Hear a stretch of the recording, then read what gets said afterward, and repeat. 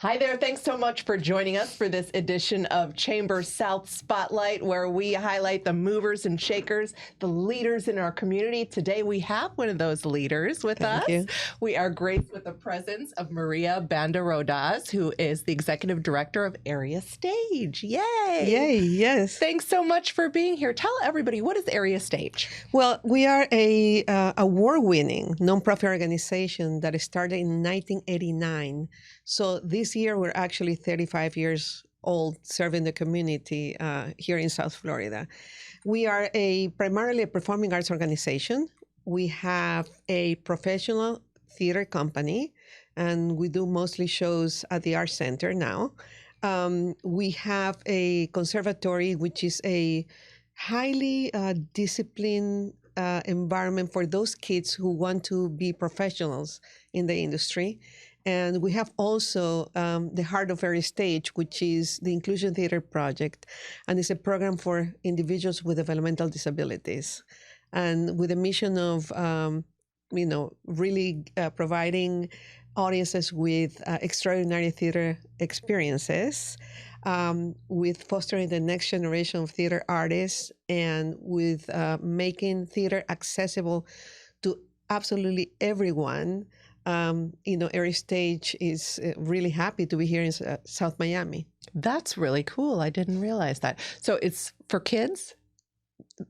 No, it's for everybody. Everybody. Yes. Okay. Like the professional company does plays, that can be, not for kids, but usually our program is directed to all audiences. So the whole family can come to the theater. That's at the core of our mission, to be very inclusive. The conservatory is for kids, but we also offer classes for adults. Okay. That was my question. Yes. Cool. And the Inclusion Theater Project, ITP, also has children and adult, participants. So it's for everybody. All right. Tell me about some of the plays that you guys are working on. Well, we are right now opening Oliver at the Art Center this week. Yay. Our opening night is Saturday. And Oliver is usually a play, I believe, for 28 actors. But the office of Cameron McIntosh, the owners of, the rights for Oliver, gave us permission to rework the play. So we brought it down to only 9 actors and puppets. So... but notice, it's not the puppetry that you think of. It's actually a different kind of puppetry. We work with a New York-based company called Phantom Limb, and they're just awesome artists. They actually are the responsible. They are the responsible company for taking care of the puppets for Lion King.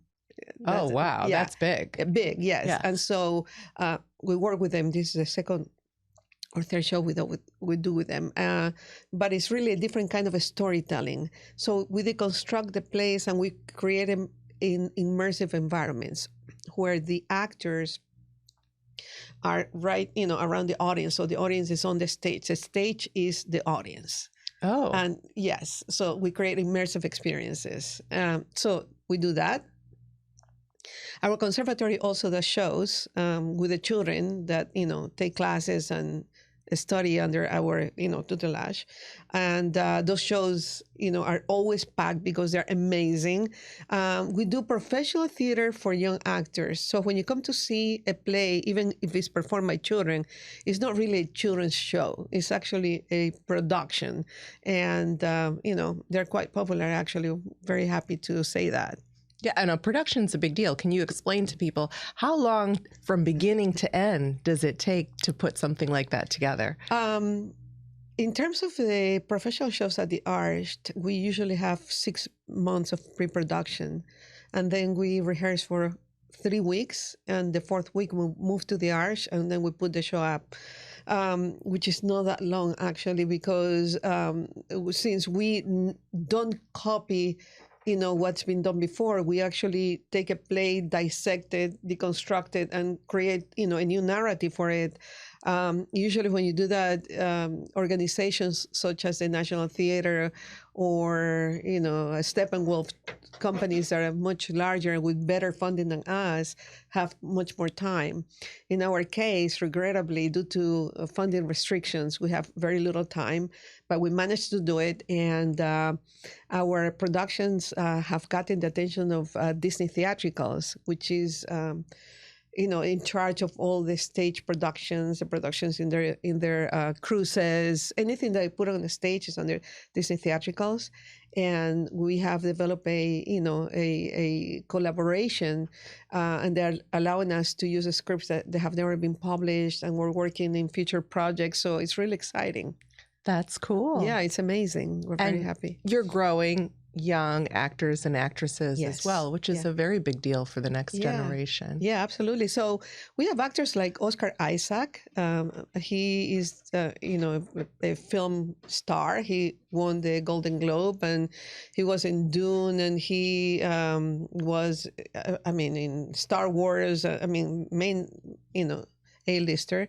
Right now, we've had a couple of our students, I call them kids, they're not kids anymore, on Broadway. Marion Caserta in Six, and we have Mika Secada, John Secada's daughter, in Back to the Future. And Frankie Gonzalez just closed a very good run also of Broadway. So we have, people working in the industry. Yeah, absolutely. That's great. And do they circle back? Do they remember their beginning? Yes, absolutely. When you have the privilege of working with kids and inspiring children, that place becomes like the second home. They spend so many hours under our care, and they always come back and say hello or write notes.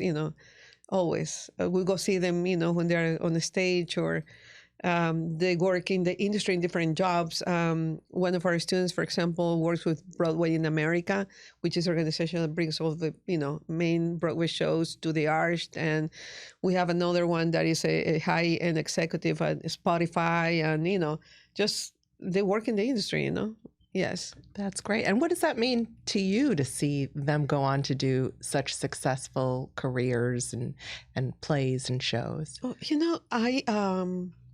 as I have grown older and wiser, I realized the importance of giving back to the community. And I think that I didn't start like that. I started, when I started Airy Stage with my husband, it was for very selfish reasons.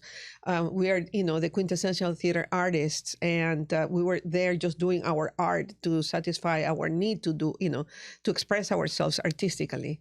But as time progressed, as I had children and I, matured, I'm very grateful to have had the opportunity to give back to the community. I have been offered, jobs in by film companies that paid so much more, and Airy Stage. Actually, I think I'm the biggest donor. I end up paying for everything for the organization, and struggling always. But I think that the wealth of that I have gotten back by helping kids, it's amazing. So I I don't want to pat myself in the back, but I am grateful to leave the world a better place. You should pat yourself on the back. Not yet. I have things still that I want to do when I grow up, and so I haven't finished my mission. I'm still like I dream of a permanent home. We've been kicked out of our homes throughout the 35-year history. We're gonna lose our home again, but I'm working really hard to leave Airy Stage with a permanent home, and that's it's my next 5-year business plan, is to ensure that our organization has a permanent home. And right now, where are you guys? We are located at Sunset Place, but as you know, Sunset Place is going to be torn down. So I am in desperate need of a space. And even though there is a possibility that we may end up having a theater there, I still think that we may need a space for our headquarters and for our studios, so we can do our magic and teach what we do and contribute the way we do. Yeah. Absolutely. And if the community wants to help and get involved, whether it be with space or funding, how can they help? Just go to areastage.org, and there's a page to donate. There's our contact information is there, and they can just reach out, and that'd be awesome. Great, Yeah. great. Yeah. Talk a little bit about, even if people are not going on to be big time actors that we recognize, you're changing their lives, you're creating Yeah. self-confidence. How do you see people change over the course of working with you? Dramatically. A lot of kids. So let me backtrack. Yeah. You have to inspire someone to want it, to want to be engaged, and I think that our success rate is very high. I cannot tell you that theater is not for everybody. Some kids rather do sports than do theater. Some parents, see that their children are timid, they bring them to theater hoping that it becomes social. But it doesn't always work that way, right? But our success rate is really high because the majority of kids stay there for many years. And not everybody, you're right, pursues a career in the performing arts. But at the core of what we do is to give a skill set that can be applied to any profession and in life in general. Basic principles like, to be on time, knowing that the other person, in the room is more important than you. The other actor on the stage is more important than you. Listen, very carefully. You need to communicate. Everything goes wrong with anything. You need to learn to develop the skills to be able to communicate and understand that the success of your role on the stage, it's your responsibility. And so all of those factors that make an actor a professional actor, which is what we teach, are actually life skills that a kid that goes through our program will have over kids who don't. I have a great example of that. A few years ago, one of the parents rented the theater to do their daughter's birthday party. And she had the idea of playing a game. I had never seen this before because I'm from Ecuador, and there are many American things that are new to me, or games, or fads that I'm not familiar with. So there were about, I want to say, 60 kids, and 50% of them came from her school, and 50% were her friends from Area Stage. Mm-hmm. And they were all mixed in different tables, and they were all sitting down, and it was something to do with standing up and speaking, and and I was standing on the periphery watching this thing develop, right? And all of the kids who didn't go to our program couldn't participate.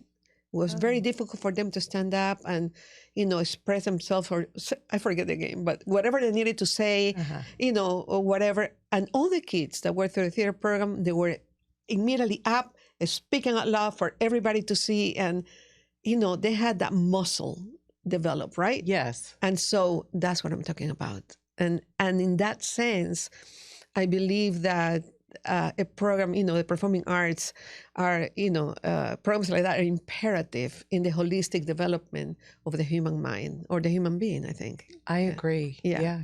Even to prepare you to go in the boardroom or whatever you're going to do. Yeah, whatever. Right? Yes. You just find your voice and speak. So tell me how all of this was born. Like, where did this idea come from? To create a company? Yeah. Well, it's funny enough, I'm from Ecuador, and I came to study to New York, and then I went back to my country. And I had a production company there. I had also, like a studio, and it didn't feel like I would be able to be successful. So I wanted to come back to the States. It was very difficult there. The performing arts are not as advanced, even though our culture is always imported culture. But for me to be an artist, it was a challenge. And so I came back to Miami. I was looking for a job, and I came across the Area Stage, which was the first day of the first preview ever, and it was funded by my husband. And I knocked on the door and I said, "What is this?" And then we met, and he was, looking for somebody to work, and I was looking for a job.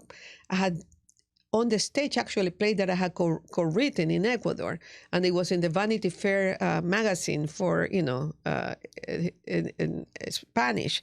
So I say, this is me, I do theater, and he did theater, so it was a perfect combination.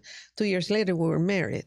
And that's how we started. I love that. I know it's very romantic. Yes. And so the idea came, as I said to you, I needed to do theater because that's what I needed to do. I mean, I would never do anything else than what I do. I just am in love with what I do.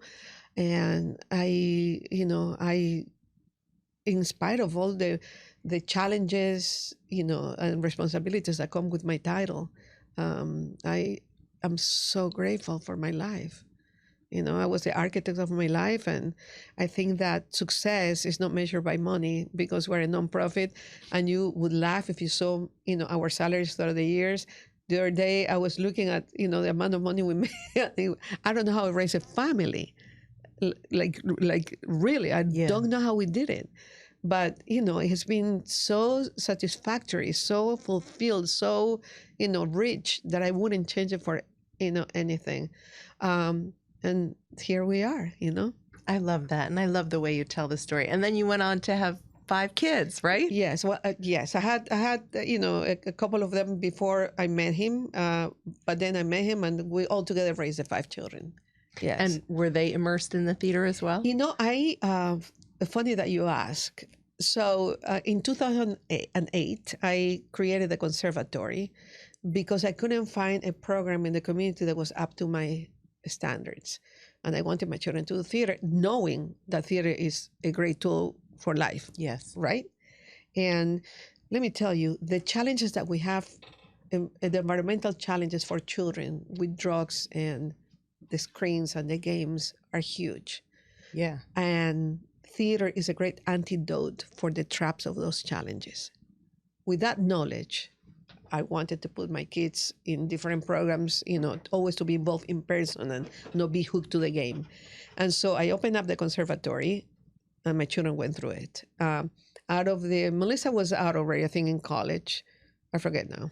But anyway, the ones that I took, that took to it were my last 2 children.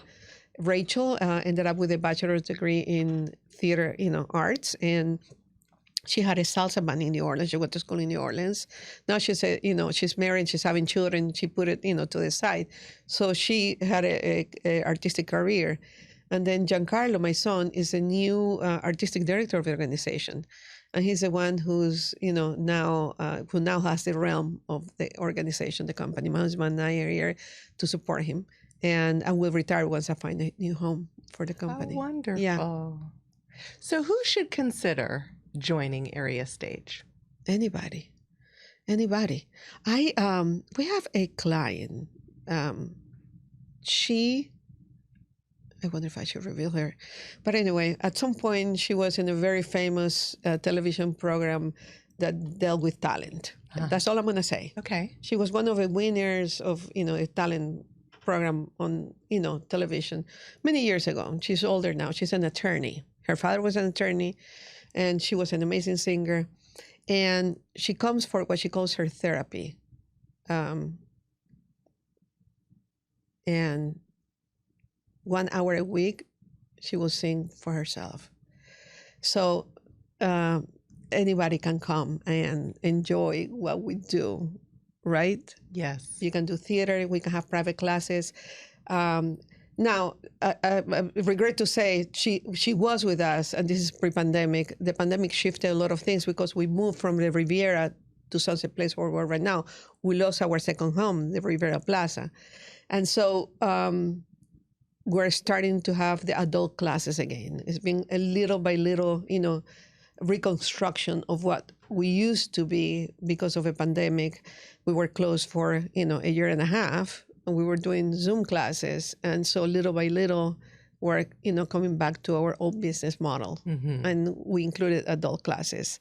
So we are in that process right now. But I remember her for years. She came and she said that she regretted always not having pursued her, her career, and her therapy was singing. So I believe there is merit, to affording oneself, artistic self-expression. Yes. You don't necessarily have to be on the stage or pursue a career or, make a living out of it. But there's something, I think, in the soul of every human that is very tribal, and you want to sing and dance and express, right? Of course. Yeah. And is there room then to help with like sets or costumes? Absolutely. Lighting. We're always looking for people. We're looking for volunteers, and we're always hiring. It is very transient. Our industry, I should say, the theater is very transient. People come to a production and then they work for another theater, and so forth. So we're always looking for people who want to work, backstage, in costumes, in lights, in sound, in technicians, or want to volunteer, be ushers, want to volunteer with the children. Absolutely, yes. Cool. Yeah. How do you look at where we are as a city as far as the appreciation for theater? I come from Chicago, so I still feel, even though I've been here like almost 18 years, I feel like Miami's still in its infancy. It is. I mean, and that's, there's nothing wrong with that. Sure. Because Miami is a very new city. If you look at Chicago or New York, I mean, New York was, 1500s. Mm-hmm. It was fun. In Chicago, I don't know when it started, but, by the 19th century, Chicago was a thriving city. Yes. Miami didn't exist then. That's true. And so, additionally, and even though Chicago and New York, which are the center of theater in the United States, developed, the theater a lot earlier, the heritage was European mostly, right? Mm-hmm. So it was a tradition of the performing arts. But Miami has a lot of people from South America. And I think in South America, we're much more music oriented than theater oriented. I see. And also, even though there are so many Spanish speaking people, we all come from our own different countries with our own culture. Yes. So if a group of Venezuelans do theater, only Venezuelans go see it. If a Cuban does theater, only Cubans go see it. It's getting more and more mixed, but I wouldn't necessarily go see a play from Panamanians from Panama.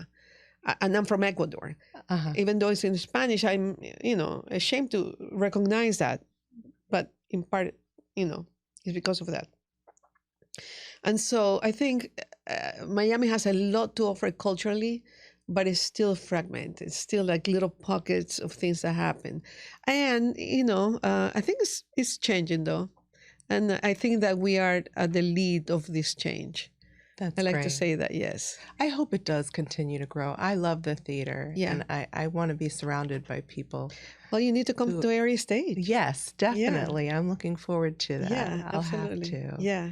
Well, great. And I hope that the rest of you are going to visit Area Stage. We know that Oliver is coming up and a lot of other wonderful, phenomenal productions that you guys are putting on. And of course, if you want to volunteer, if you want to donate, they have big dreams, right? Yes, we do. Yes, absolutely. Yes. Well, thank you so much for telling us all about Area Stage and joining us today. Thank you for watching. If you want to learn more about the leaders in our community, continue to tune in and join us for our next episode. Thank you. Thank you so much. It was a pleasure being here. My pleasure. Yes.